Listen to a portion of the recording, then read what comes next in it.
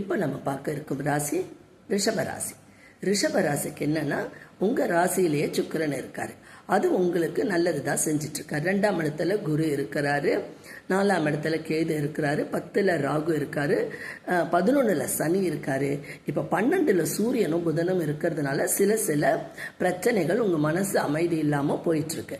Okay, இப்போ 10 தேதிக்கு பிறகு செவ்வாயும் அந்த 12ஆம் இடத்துக்கு வருதுனால சில மனக்கவலைகள், வேதனைகள், டென்ஷன்ஸ் எல்லாமே ரிஷபராசி நேயர்களுக்கு இருக்கும். ஆனால் அதை பற்றிலாம் நீங்கள் கவலைப்பட வேண்டாம். உங்களுக்கு 11ல் இருக்கிற சனி சப்போர்ட்டாக இருக்காரு. உங்கள் ஆட்சியிலே இருக்கிற சுக்கிர பகவானும் 2ஆம் இடத்துல குருவும் உங்களுக்கு சப்போர்ட்டாக இருக்கிறதுனால இந்த மாதம் பெரிதளவில் ஒன்றும் பாதிப்பு இருக்காது. நீங்கள் வீண மனசை போட்டு உழைப்பிக்காமல் மன சஞ்சலங்கள், பிரச்சனைகள், வேலையில் அழுத்தம், டென்ஷன் எது இருந்தாலும் அதை ஈஸியாக கடந்துடலாம். ஆதித்ய ஹிருதய ஸ்லோகம் கேளுங்க, துர்காஷ்டகம் ஸ்லோகம் கேளுங்க, எல்லாமே யூடியூப்பில் வருது. அதை பார்த்து உங்களுக்கு தினமும் அதை ஒரு முறை கேட்கும்போது மன அமைதி கிடைக்கும்.